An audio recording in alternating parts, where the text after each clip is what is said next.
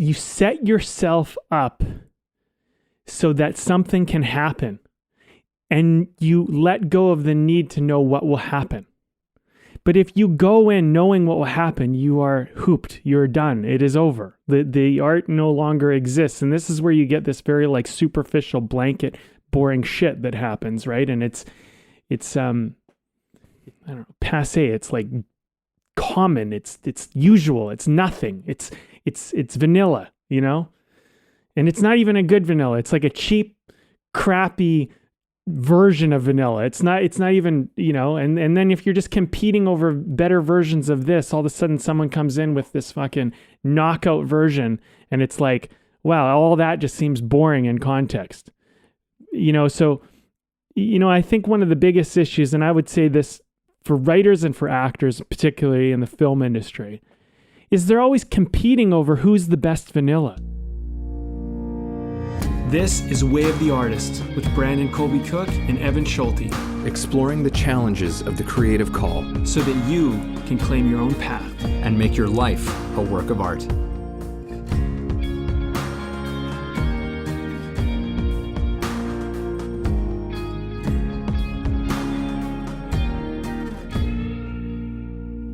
Welcome to another episode of our show, Way of the Artist. This one, well, you know, I don't even know the title. We didn't figure that out, but we are exploring the idea of love in art. And how do I even present this one, Evan? I don't know. I mean, here's a thought that I had. So I've been working on story, and I've been really revising my storytelling process, meaning that I've been putting together my outlines, my act structure, my sequences, my beats, everything, just really breaking it down. And the way that I have done this is I already had a system that I used, but over the last, I guess, year or two, I've really been getting into like developing stories, and these are by far the best stories that I've ever written, for sure.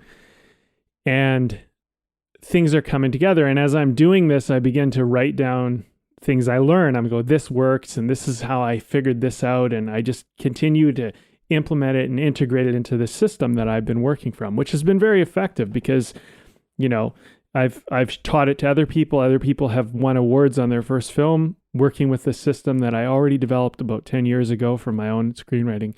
But now it's come to a new level. And something that I recently did was I went through all the best story structure models that I could find. And I found roughly 30 of them that were some of the best thinkers of all times, and their version of this is how you tell a story. This is the act structure. This is the breakdown. This is the sequence events, all of this stuff, the plot line, you know, the beat sheet, whatever they had, right? Their myth. This is the myth.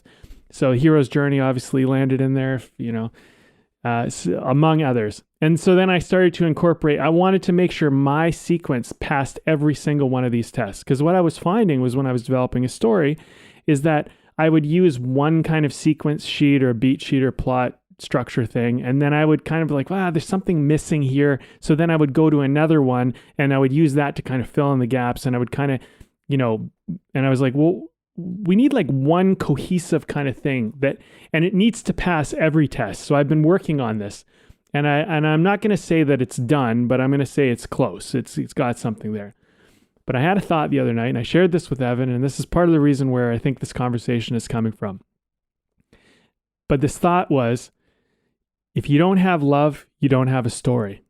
And I tried to think of every story that I could think of, and I could not think of a good story that didn't have love in it. And I don't mean romantic love. I mean love like there has to be some element or pursuit or connection to love.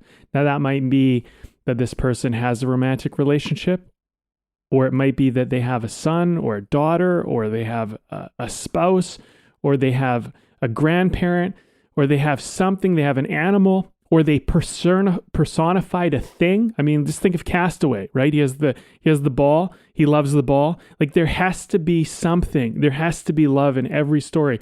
You know, Fight Club, love of your own ego, love of yourself, love of the person you wish you could be. You know, and with that comes, it spills out all these other elements.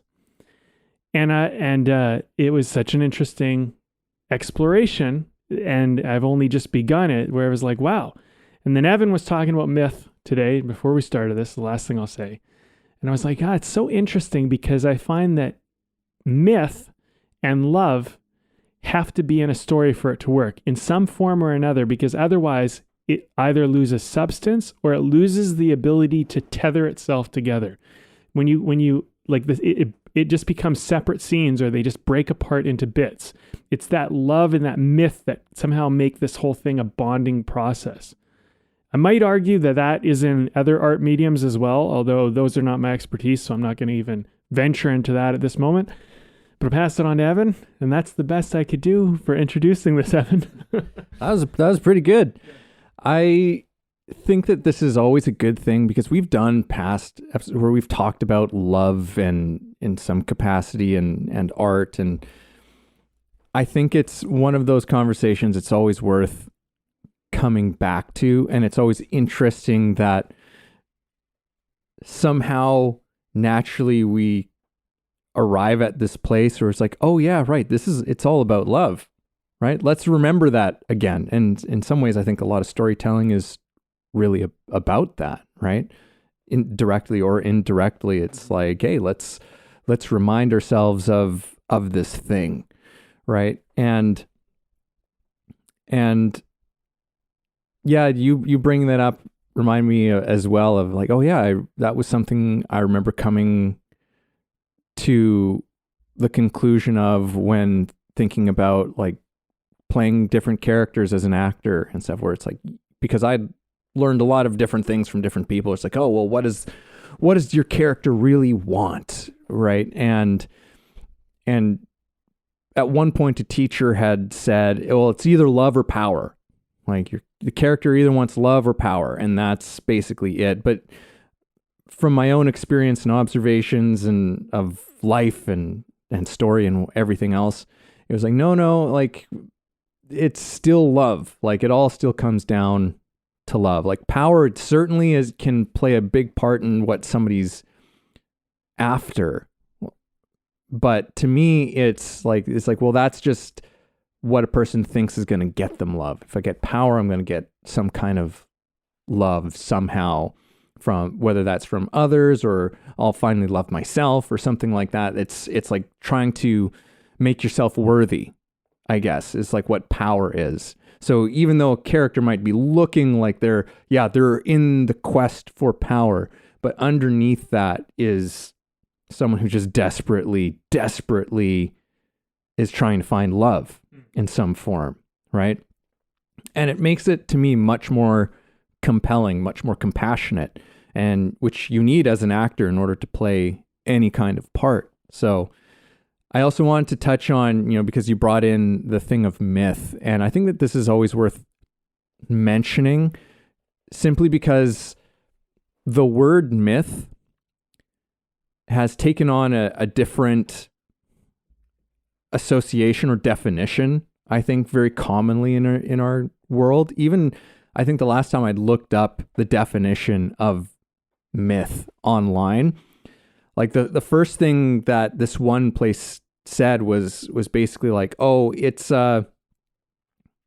it's some kind of an old story or thing that usually with supernatural elements to try and explain some kind of natural phenomenon or something like that. But also there's like this thing of like, but it's untrue, right? And I think that we get that the word myth mixed up. It's like, oh, well, that's just a myth, right? Like we use it as if, no, the thing that you're saying is just, it's a falsity. But that's not really, that is, to me, it's a misuse of the word, because a myth is something that conveys a very deep and profound truth. And it uses sort of metaphorical elements and very often, yes, supernatural elements, stuff that isn't necessarily literally true about life, but these are all ways in which an even bigger truth can be conveyed, right? There's messages that are better illustrated through the medium of myth, which myth is just a story. Mm-hmm. It's a really great story that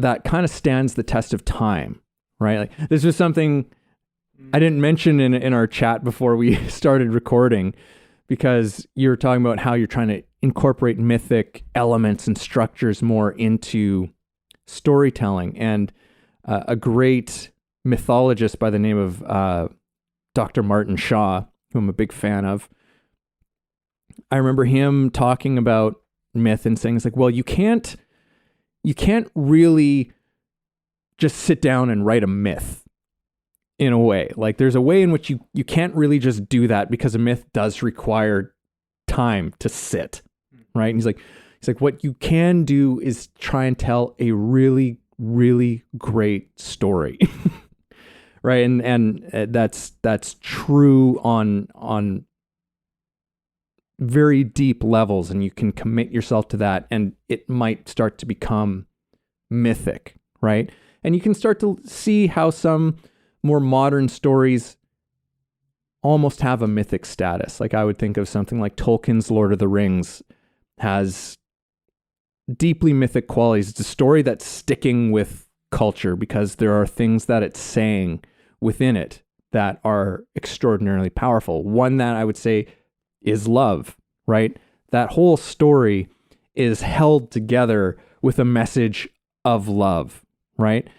Where in the face of, like, on the surface, to me, this is one of the big things of Lord of the Rings, is on the surface, the darkness can seem so huge and overwhelming, but underneath it is love manifesting in such small and subtle, yet such incredibly powerful ways that it will never lose to the dark, right? There's these little things in motion to the point where it's actually tiny little people called hobbits. It's tiny little people who are actually given the responsibility of destroying the most dark thing, right? And so it's like about these small forces that don't look obvious, but are at work, right? So it's a love story. Yeah. That's a love story, right? And myths, yeah, like what you're saying are I think full of love, but that's not to say that it necessarily looks like a love story on the surface, right? Because I think that there's a lot of misunderstandings or we have a lot of associations with the word love, that it's, it's all sunshine and rosy and all of these things. Like, well, love can take on all kinds of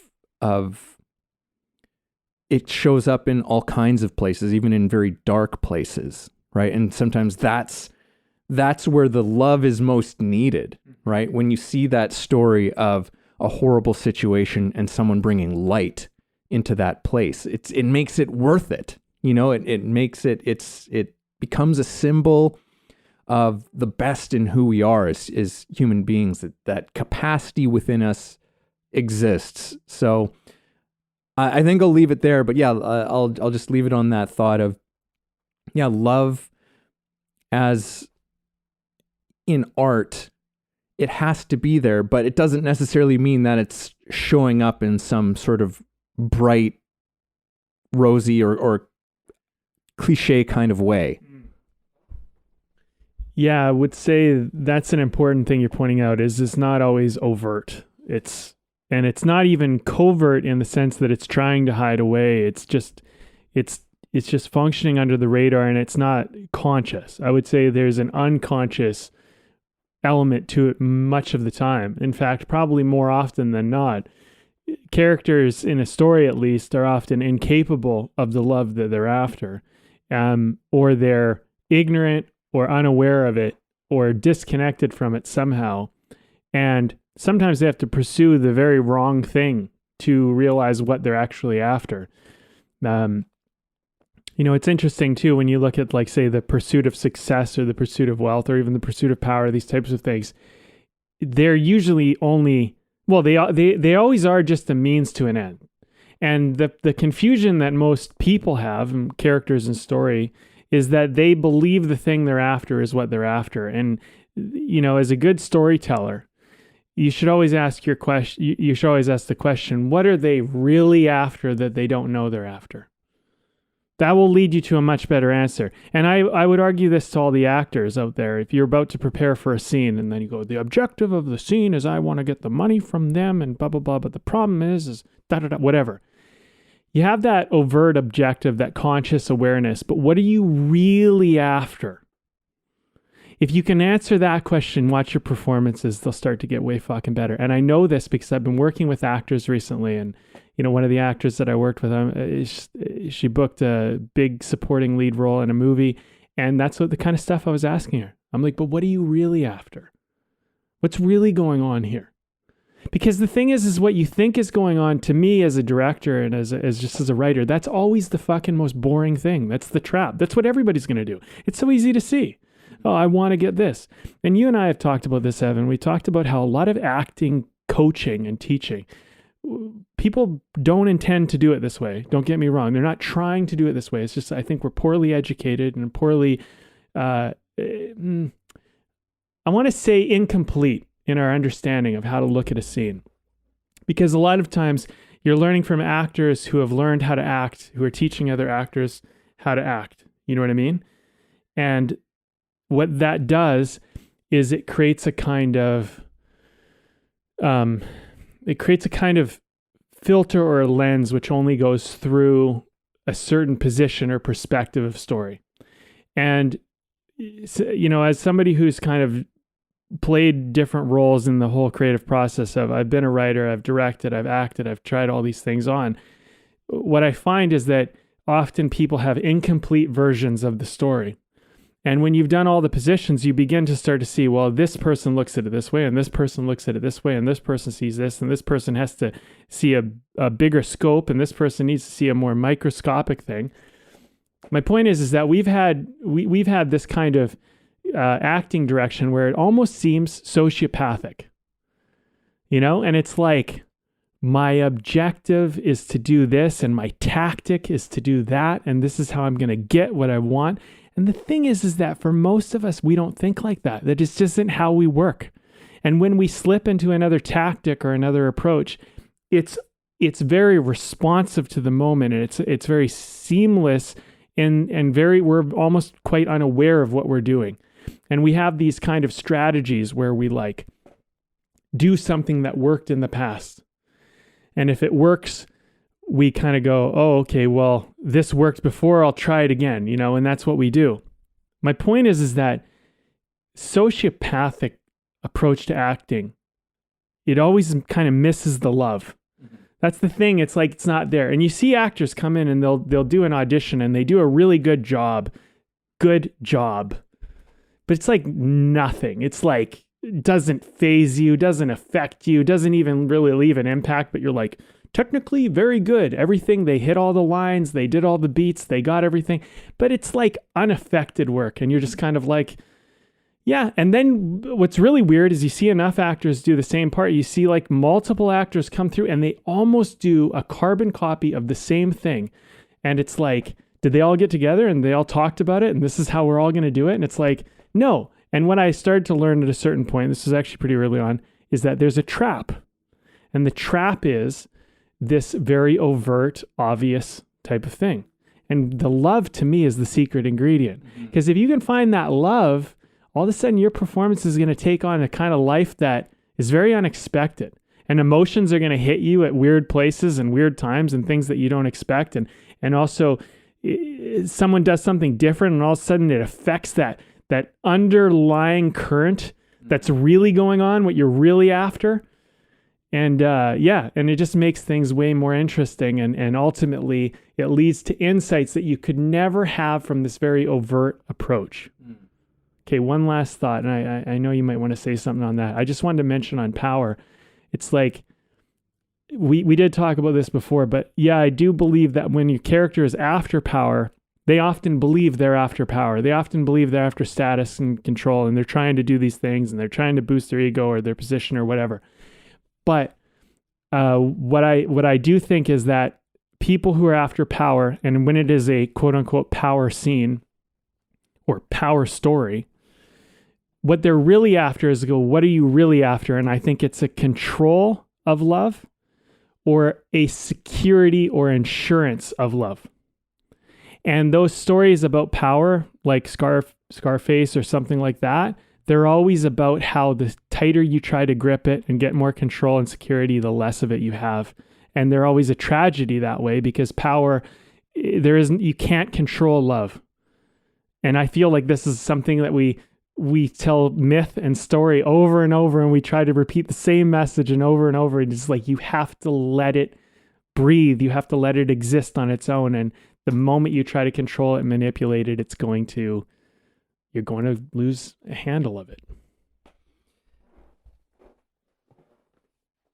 Yeah, it's so interesting what you're bringing up there is coming back to the acting thing that you're bringing. It's like, yeah, because I've been in that audition room where I'm like, it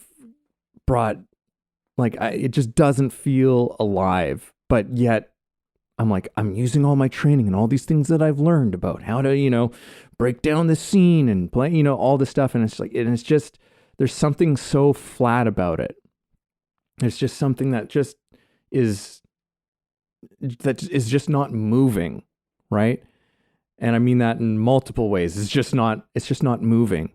And because an actor on the other side of what you just said might be like, okay, so what if every actor's saying like, okay, now I got to find the love in it. Well, then aren't we all just going to do the same thing with finding the love in it? It's like, well, no, because love is a wild kind of thing. Mm-hmm. And how your understanding of love, your connection to love, how that does something to you is going to be so different than what it does to someone else, right? The way in which because I always say for actors or even for art, right? Like when you're really connected to that thing, it does something to you, mm-hmm. right? It's something that's not in your control. If you're connected to that thing, it's doing it adds that little bit of something, which is so vital to art. That is just a little bit wild.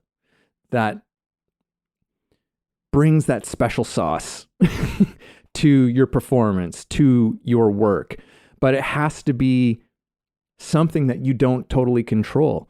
And love is totally one of those things. Like even when you use the expression, the royal we collectively use the expression like falling in love, right?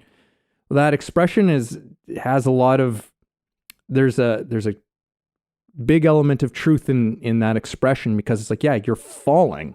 Like it implies there's nothing you can do about this thing that is happening. This thing is happening to you. You are not in control. You are falling, right? And it's exciting and it's scary and it's all of these things, but like it comes with all of that stuff, and all that stuff is gonna affect your performance, mm-hmm. right? And it's going to affect whatever kind of work that you're doing, whatever sort of art you might be involved with. But it does require that you're actually really connecting to that thing, because that's, something that's easy to do as an actor. It's like, oh, okay, so what they really want is love from this person. Okay, now it's part of my my objective now. And it's just like it's like, well, you need to really connect to that thing though, right? You really need to actually be moved by that thing in order for it to actually do something to you. It can't just remain a concept.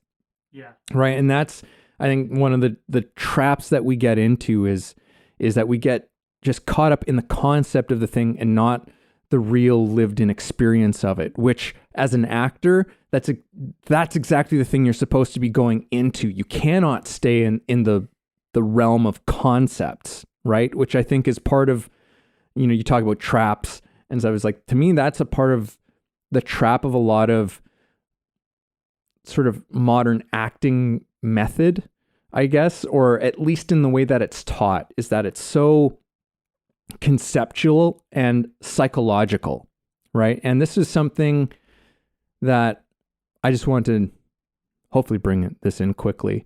But I remember, and for a long time, I probably wouldn't have been able to articulate it. But as a younger actor and learning about all of this stuff, because psychology is a very big part of art, and it's particularly in acting, like understanding an element of human psychology is essential. I'm not going to debate that or argue that. But it seemed to me that in class after class after class that I was going to, it was like that was the end. Mm-hmm. Right? It's like it psychology is the furthest edge that we have to explore as actors. And at that point, it becomes like this conceptual, hyper-intellectual kind of exercise where it's like, okay, we're just trying to find the answers to this person, right? Like we can just do a Q&A and we'll have it all figured out here.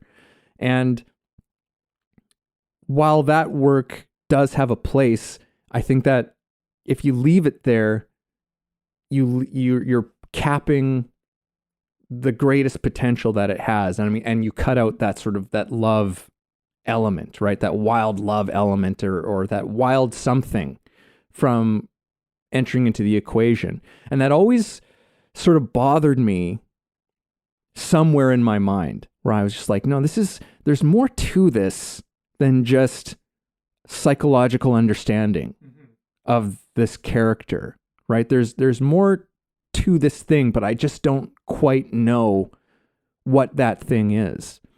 And that love thing, and I think that also, again, that mythological thing is something that we've lost, right? Or to a large degree, we've not lost it, but it's been kind of thrown in the corner a little bit, like it's not important. But the whole origin of story was to say very important things, right? And even in theater and in acting and stuff, like it was I think it was Meisner or it was somebody and who said something to the effect of like we tell a lie to tell an even greater truth. Right? Like it's like, yeah, none of this stuff is real. None of this stuff has actually happened, right? But there's a bigger truth underneath all of this thing that we're trying to talk about. We're trying to remind ourselves as human beings. And that is another part of this, I think, as well. It's like, well, yeah, what are those things that are really, really important? Because I think that we can think too small today. Like as much as we've learned and about so much that we didn't used to know, I think that there's something that we've forgotten about to a large degree that is important for us to come back to, which is like, yeah, where is the love in the work? Where are the big mythological structures, the things that are bigger than just any one person's or characters or whatever their psychological condition is, and what is the bigger force that actually connects this person, this thing, to everybody else. I said a lot there. You did say a lot. Well, I would say one element that people don't put enough attention on is where the unconscious world exists in any story. And so it's like, you mentioned something earlier, so I'll bring it back to that. It's like, well, if the scene's about love, then I want love from this person. And I would say, no, you're doing it again. You're falling into the sociopathic trap of acting. It's just this, you're missing it. That's not what you're just going to do the same shit. If you're going, oh, okay, well, I want to get money from them, but I really want to get their love. No, you're missing it again. You're just trying to do the same fucking thing, but in a different way. And all you're doing is you're substituting it with the word love. And the thing is that your character and you often don't know that you want love. You don't even know how you want love. And this is, well, how do I use this? That's why this is interesting, because you don't know how to use it. And what you're going to do with your art is you're going to find out. And the thing is like people want these like silver bullet answers, these like, just tell me how to do it and I'll do it. And if I tell you how to do it and you do it, you've just done it wrong. That's you don't want to do it that way. What you want to do is you want to stumble into the darkness and feel around and find your way. What you don't want is a light to be shined, because what's going to happen is the moment everybody sees that light shined over there, everybody goes and they go, well, this is the safe area. I can see everything. What we want is you want to be in the unsafe area. You want to be in the area where you don't know what's going to happen. You want to be in this this realm of, you set yourself up so that something can happen. And you let go of the need to know what will happen. But if you go in knowing what will happen, you are hooped. You're done. It is over. The art no longer exists. And this is where you get this very like superficial blanket, boring shit that happens, right? And it's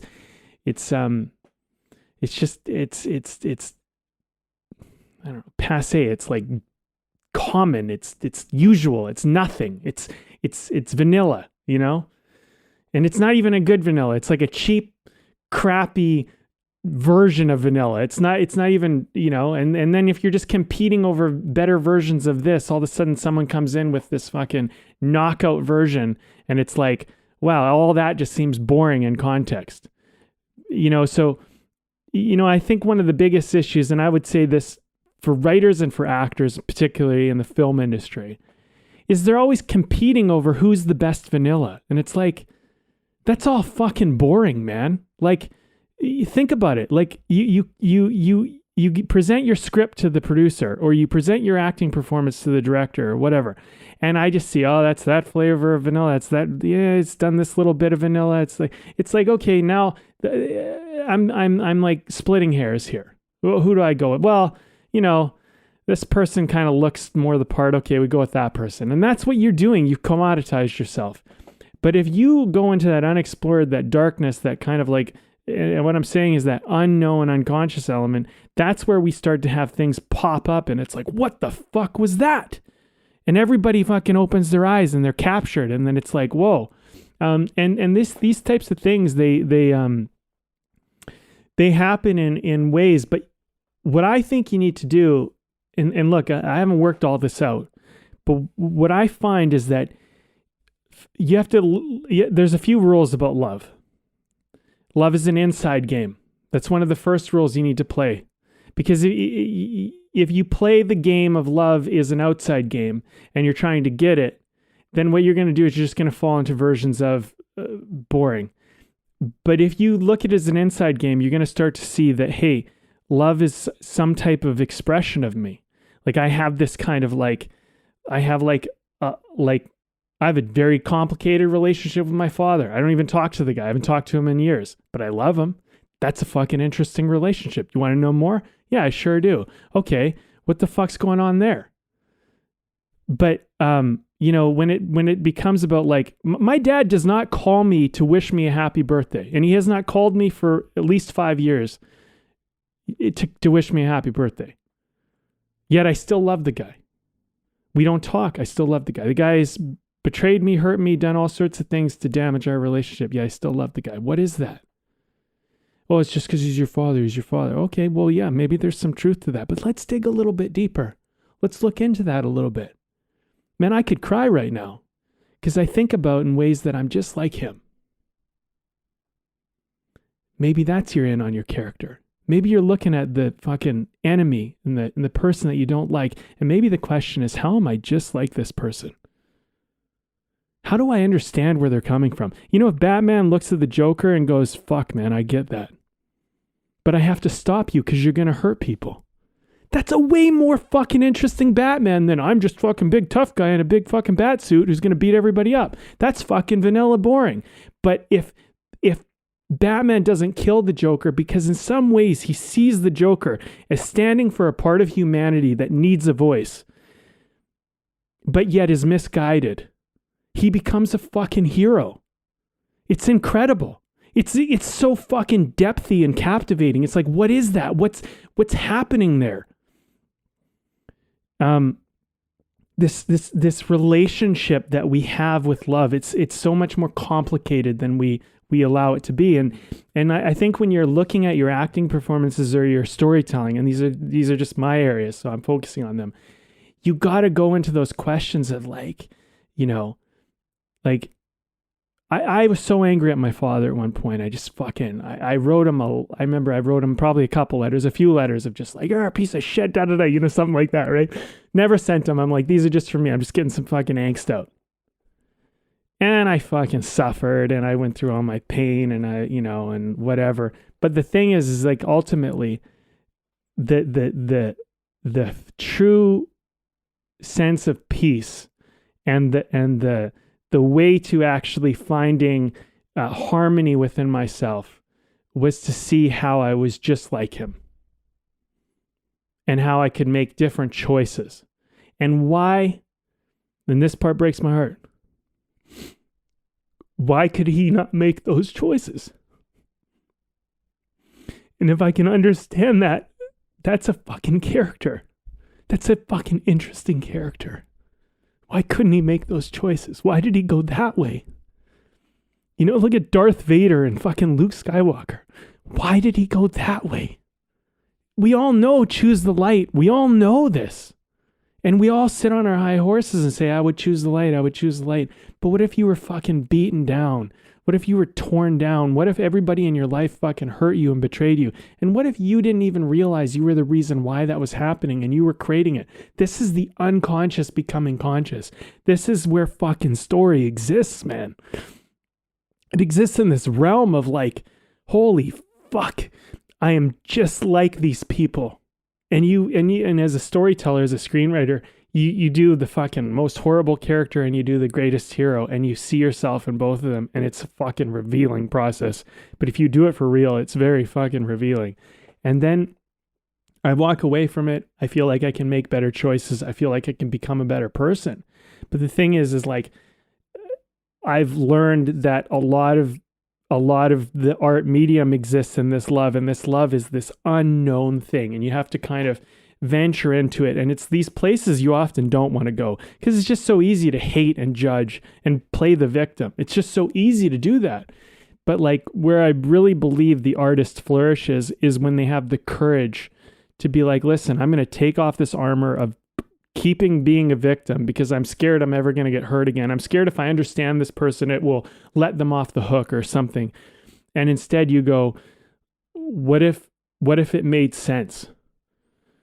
And then holy fuck, you got something happening, and just watch what happens. I don't know what will happen. And this is why I can't write enough stories right now. I have like 13 on the go, and there's 3 of them that I'm fucking invested in like hard, but there's like another like 10 that are just they're blossoming and they're flourishing, and I'm like, okay, don't get distracted, just you can like, but I have what's happening is one story is fucking spurring on a whole nother world of other story that I can do in some other medium. And it's just like, that's where creativity and all this stuff exists, in my opinion. But it all is attached to this love, and love takes courage. And it's an inside game, and you have to find it in yourself. It's not about getting it from the other person.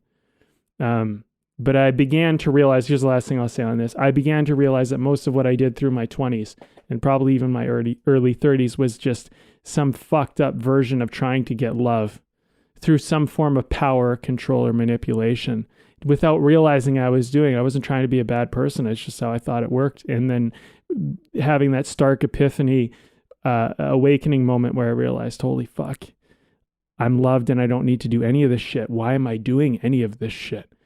And then life started to get a lot different, and I started to change. And, you know, and I don't know. I mean, these are things that are indescribable. But I don't know if that helps anybody, but I'm trying to explain. You can't, you have to go into a dark area. You have to go into an area you're scared to explore. Well, I think that,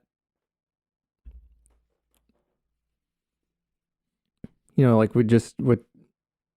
coming back to what you're saying about, like, these letters that you wrote, to your dad, these anger letters, which, I'm sure I wrote a couple or something, just in some sort of angst or anger or something like that. And it's just because there's love. Yeah. There's this hurt that comes out of that, because otherwise, why would you care, right? Like, you wouldn't write the letter if there wasn't some part of you that deeply, deeply cared at some level, right? And so there's always, that's the thing, like, I think the kind of the crux of much of where we were coming in with this conversation is, like, you just have to look, like, you don't even necessarily have to look all that hard, to see that, like, oh yeah, it's there. Like, it's always just sitting right there. But I think that we try to get too clever for our own good and try and make it about all of these other things. And it's just like, look, where is the love in this situation? Where is the love in this story? Where is the love in this song? Where is the love in this, like, where is it? Where is it? Find that connection to this thing. And that's going to guide you through so much of where you go next with it, right? It's going to drive so much of how you understand the story that you're trying to tell, the character that you're trying to portray. It's really, like, yeah, it's an essential key. And I think that part of the problem is that we forget about it over and over and over and over again, because it just seems, I don't know, like, it seems too, it's like it seems too naive or childish or something like that, like, which is why I say I think we get too clever for our own good and try and make it about all these other things. And it's like, it's really not about all these other things. Like, I went, and my wife and I, we had the opportunity recently, since we had a kid, for the first time to go to the theater together and watch a movie. And we went and we saw the new Deadpool Wolverine movie. And I'm not going to give any spoilers away in this thing. It's a love story. Like, it is 100% a love story. And, like, they obviously knew that going into it. Whatever people thought, like, I enjoyed it. Just as a general sort of opinion, it's like, I enjoyed the movie. Is it a perfect movie? No, but it's a love story, and everybody sort of involved with it clearly knew that it had to, right? Why are these characters doing all the things that they're doing? Why are they going through all these things? Right? It's for love, right? Why are these characters so pained by, like, a lot of these moments in it? It's because there's love, right? There's this quote that I'm remembering from Frederick Buechner. And I'm not going to get this totally right, as is usually the case. But he has this passage in this book that goes something like, the greatest punishment that love can inflict is for us to witness and understand what it has endured for our sake.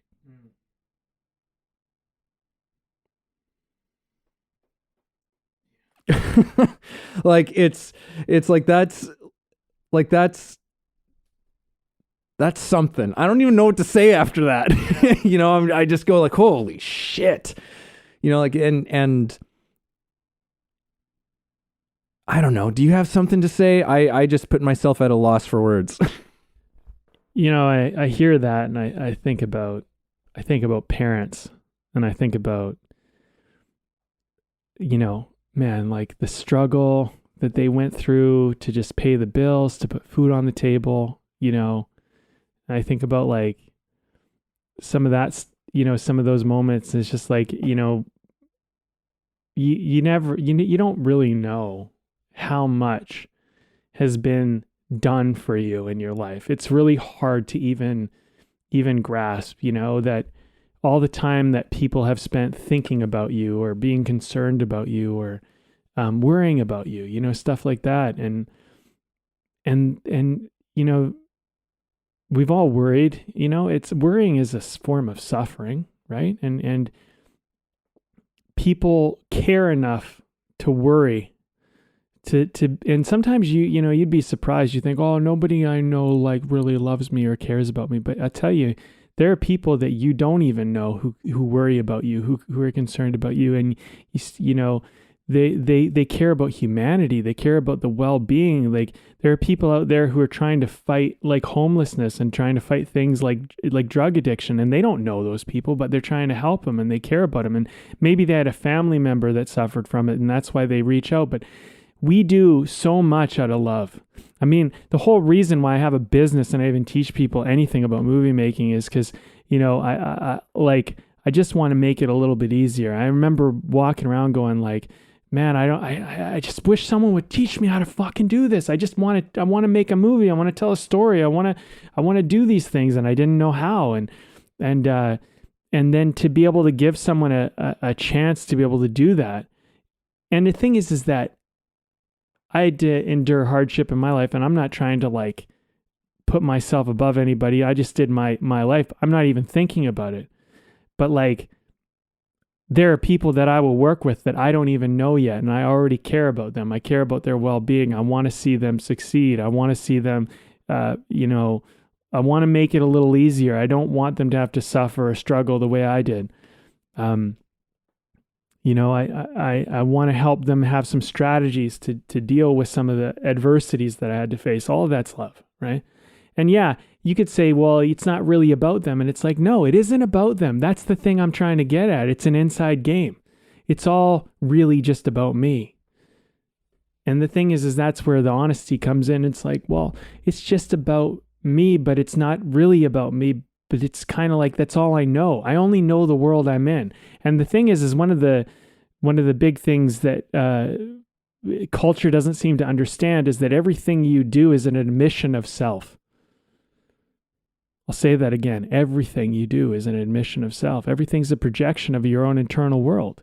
You are in your own universe. You don't see the world through my eyes. I don't see it through Evan's eyes. No one sees it through anyone else's eyes but their own. So everything is an admission of your universe. So when you say, I hate this person, you're saying, in my universe, inside my world, there exists this hate, and I'm going to tell you about it. You think, oh, I'm getting that person, or I'm doing whatever reason you think you're doing. It's fucking love is an inside game, man. And when you begin to realize this, all the putrid shit you ever say, it's fucking embarrassing. Because you begin to realize, well, I'm not that person, and go, yeah, you are. And that needs to be fucking healed because that's trauma, that's hurt, that's pain. And that's how love looks. Sometimes love looks like this fucking ugly, angry letter I wrote to my dad, which I knew I had the least wisdom not to send it to him because I just would have felt worse about it. But the truth is I wrote him an angry letter or a couple angry letters in the past to get my emotions out so I could heal and I could work with it. But I recognized that it wasn't about him. It was about me dealing with my feelings. And the only reason why I would even care to write him an angry letter was because I loved him and I didn't know how to express it other than through anger. And so someone's angry at you, good. They must fucking care.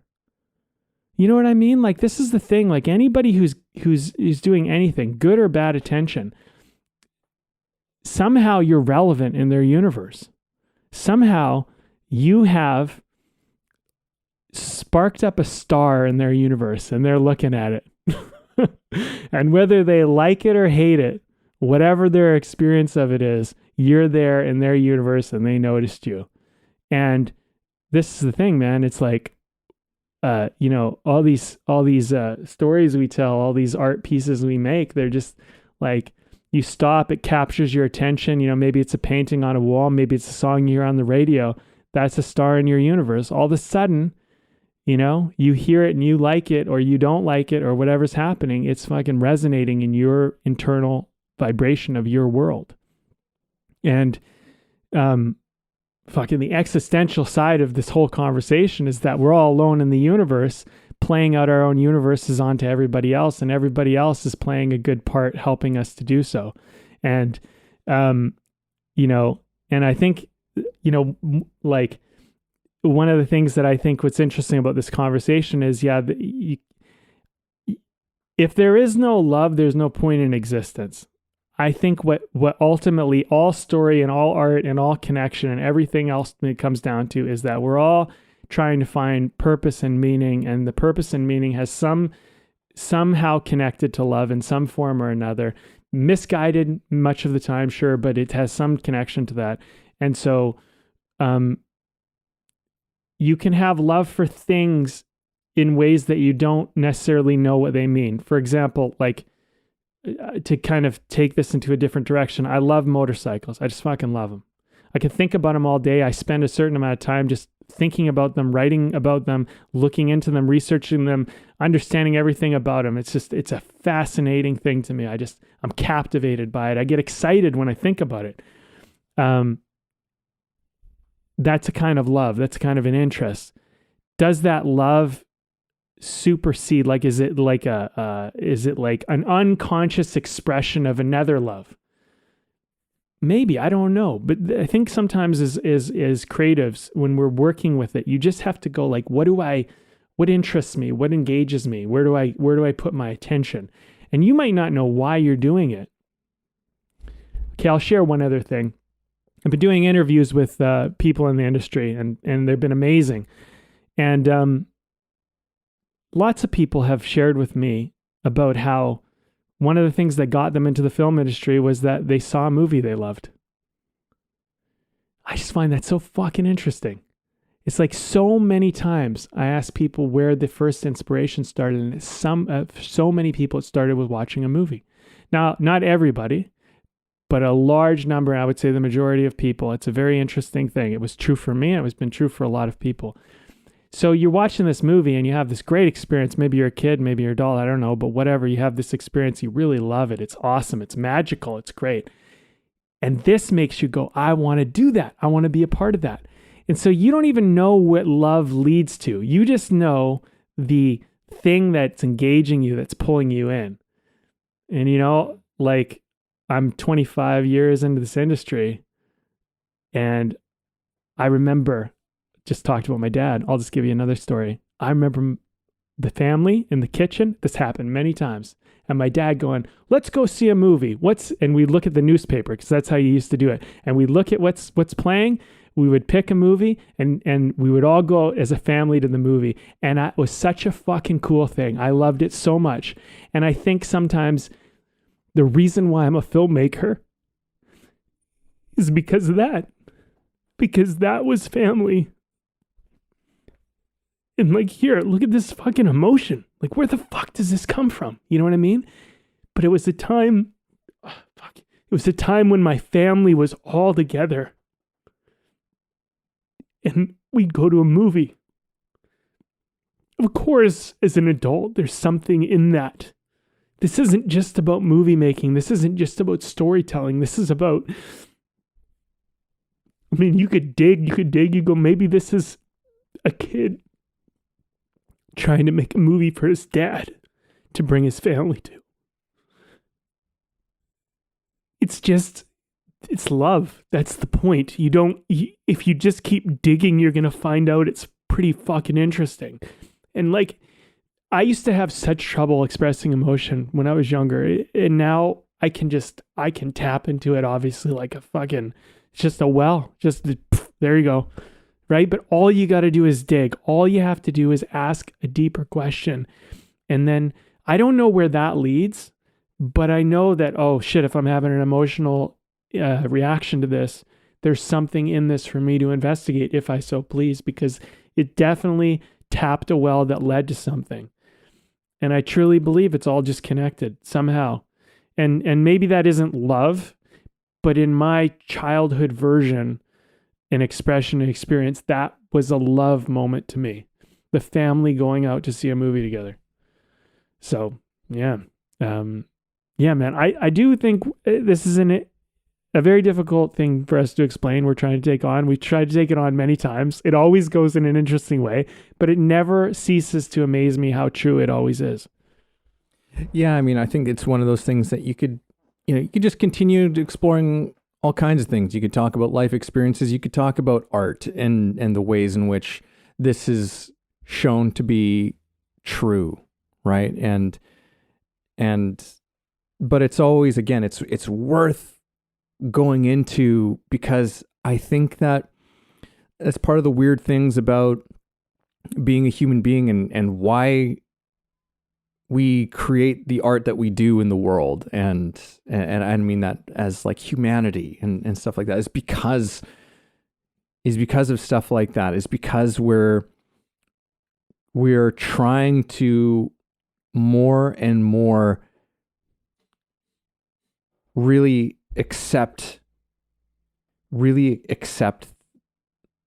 love as the answer.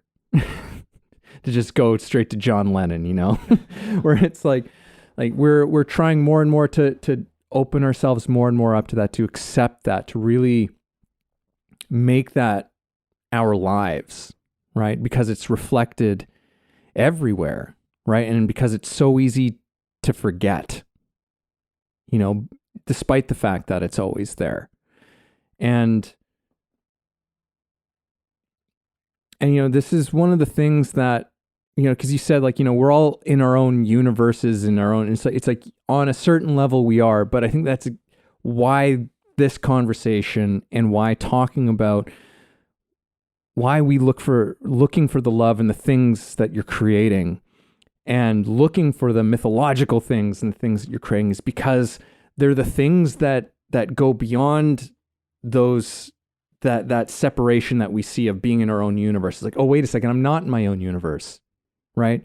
Because I'm here in this movie theater full of people crying our eyes out at this love story, because we recognize something shared here that's being presented to us, something that is like the beating heart deep down within all of us, right? That we all just recognize, at some part of us, we just recognize this as being true, despite all of the shit that we get ourselves involved with, and the arguments and whatever that we consume our thoughts with so often, especially today, which is one of the things that gets me going so much about a lot of the story, modern storytelling that we're seeing today, which I think, again, there's a lot of good intention, but it's forgetting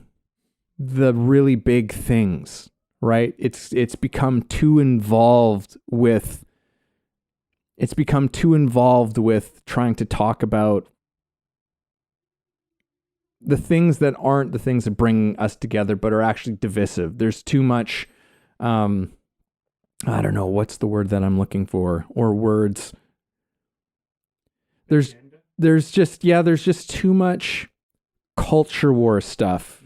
I don't care which side that you that you may or may not fall on those things, because it's not just a one side or the other side kind of a thing. It's like it's a whole game that has two partners to the whole thing, and that's one of the things that drives me crazy. I'm like, stay the fuck out of my movies, please, because this is not what I'm here for. I'm not here for the thing that is creating division, that is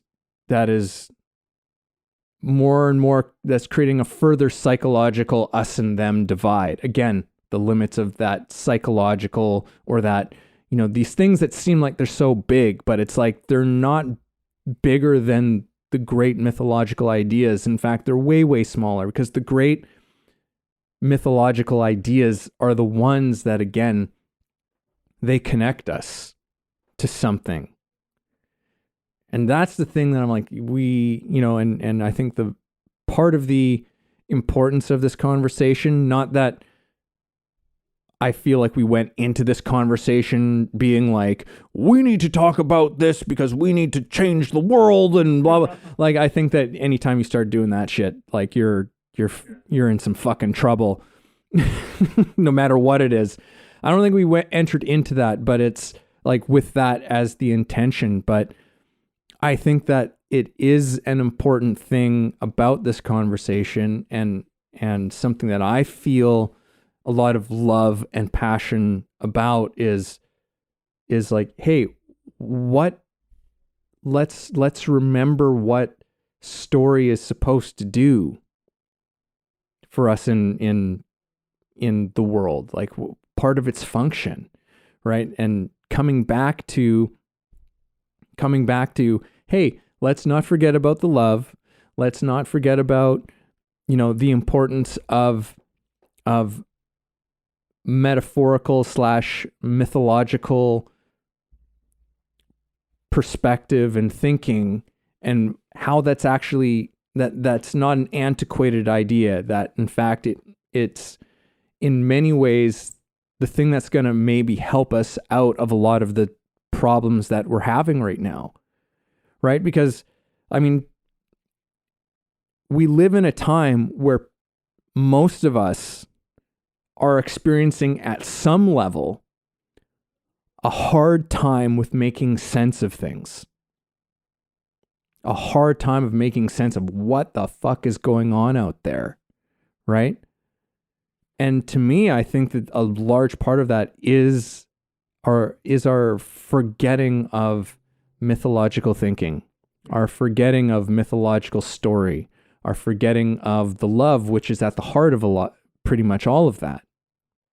Because that's the thing that can actually help us start to make sense of things, right? Because it can cut through a lot of that shit and be like, yeah, we can play the right or wrong game here all day, all night, every single day, 365 days a year till the end of fucking time. And we'll still be arguing. What are the things that help us to see beyond that? And that's the perception, the effect of what looking for the love does, and what looking for the myth that's involved, what that can do. Well, it's nice, Evan. It's very nice. I think I'm going to present the beer. And I'd say we wrap this baby up. Let's do it. So this is from Townsite Brewing Inc. Blackberry Festival. It's a blackberry wheat beer. This is kind of one of those. This is kind of one of those special beers that it's not really around all the time. So. In late summer, the endless vines of ripe, juicy blackberries can be found all over the Sunshine Coast. This beer pays homage to those hot, sunny days picking berries and eating a few along the way. This balanced wheat ale pours a light pink hue, packing in everything this delicious berry has to offer. This is a good beer. I mean, it's tasty. It's like, I always like a wheat beer. I'm always a little weary about like berries in beer, because I feel like sometimes they can be too tart or too sour, or sometimes, just something too much. But I found this was pretty balanced. It's a nice looking beer. It's a nice looking can. Definitely feels like summer, and I've been enjoying it. I mean, I don't know. It's got a cool bear on the front. Also, we've had a black bear in the area who's just been kind of like ripping through the garbage cans in the neighborhood. And I ran into him on a hike, and we just kind of stared at each other. And she, actually, there was a she, was into her berries, really into her berries. And it was just kind of like, just let me eat my berries. I was like, you eat your berries, I'm going to keep on trucking. But, I'm a Canadian, and black bears do not scare me. I know that they're scary to some people, but grizzlies, on the other hand, a little weary of. But anyway, I ran to a side note while I'm on this topic. I did run into a grizzly who was eating berries when I was in Jasper, and it was probably about 20, 25 feet away from the guy. Massive. And also was just interested in their berries. And I was like, all right, trucking on. Nice to see you. But yeah, it's always interesting crossing paths with a bear, just like it is interesting crossing paths with this beer. Yeah, black bears are typically like will avoid you. Just got to watch out for the mamas and their cubs, because they will defend them and protect them if they feel threatened. But anyhow, yeah, it's a nice beer. Like it's interesting because the first sort of like the way that to me at least that I taste it, like it starts off very much like a wheat beer. Like tastes very much like a wheat beer. It's kind of got that like coriander flavor to it, like off the top. But then it finishes just like with that little hint of blackberry at the end, which, yeah, like around my house, like their blackberries are just freaking like they're the size of grapes. Yeah.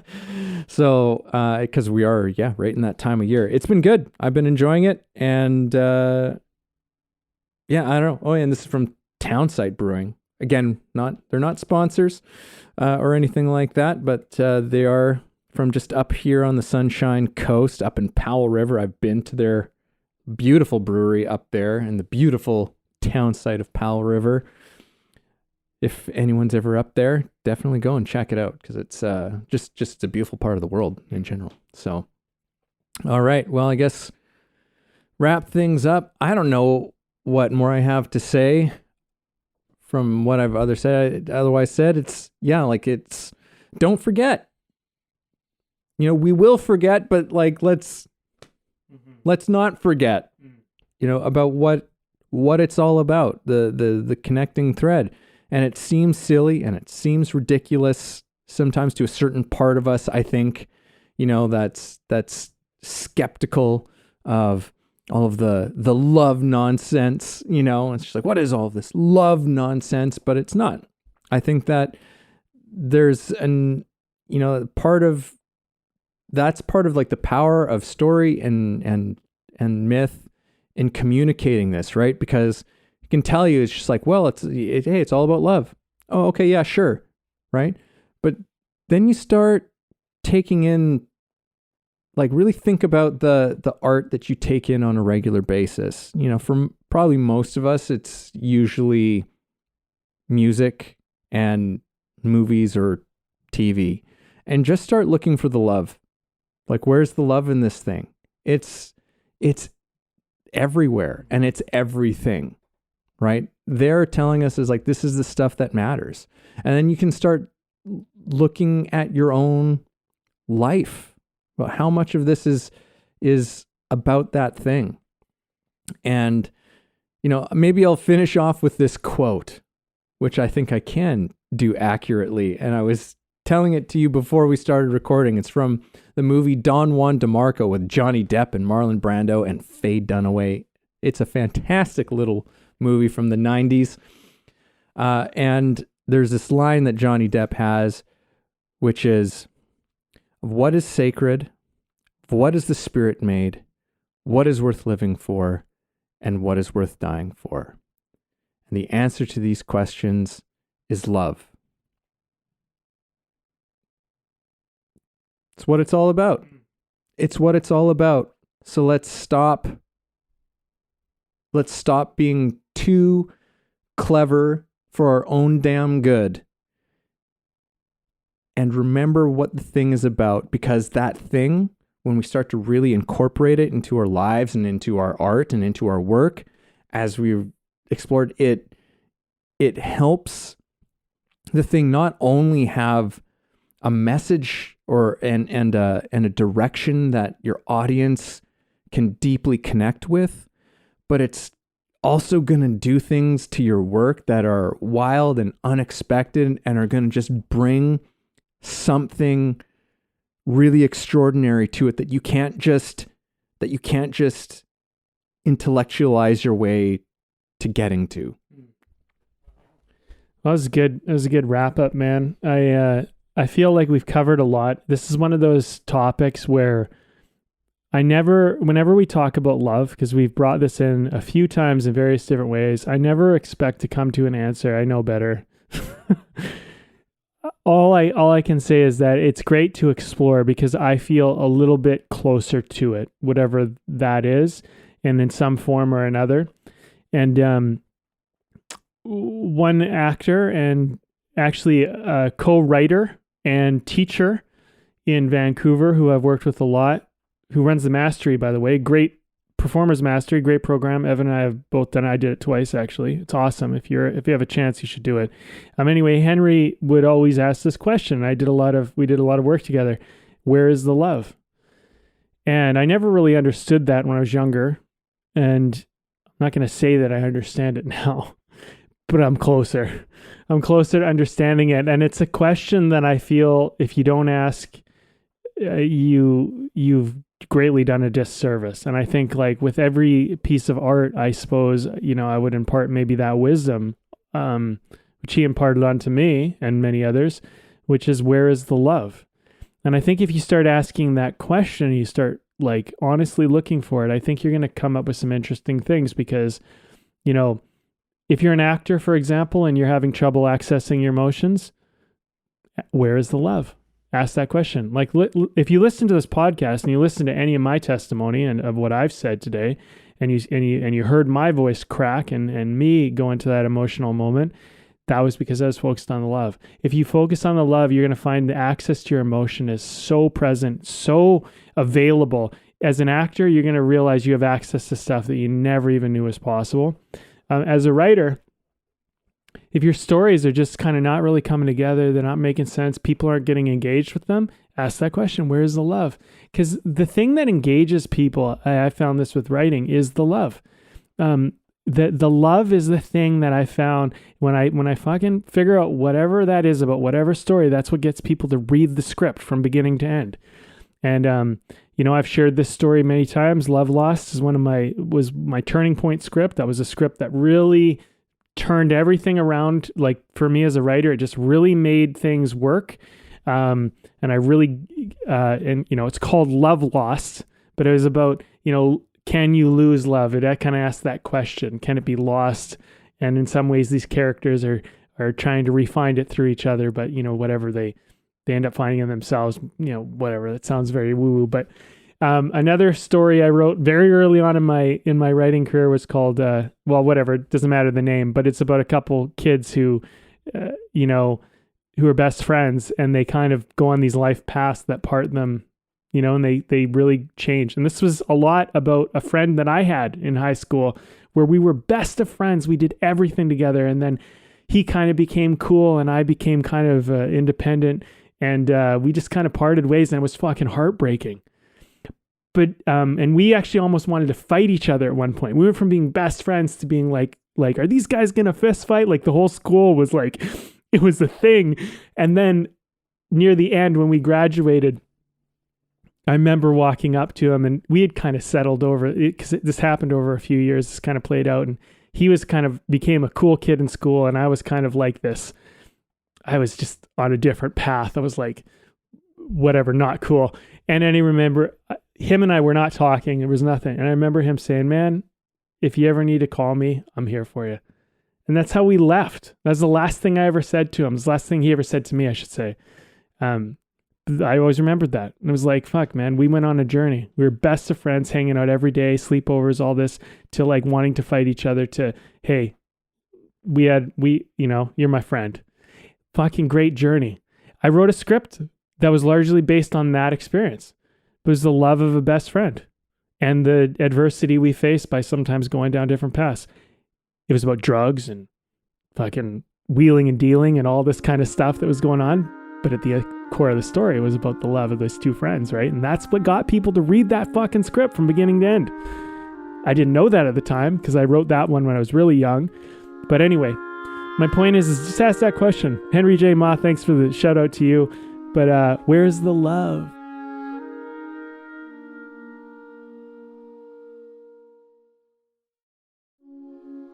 Thank you for listening in on our conversation today.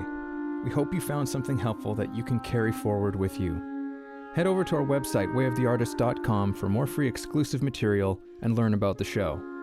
If you haven't already, please support us by subscribing to the show, sharing it with people you know, and keeping compassionate, creative conversation going.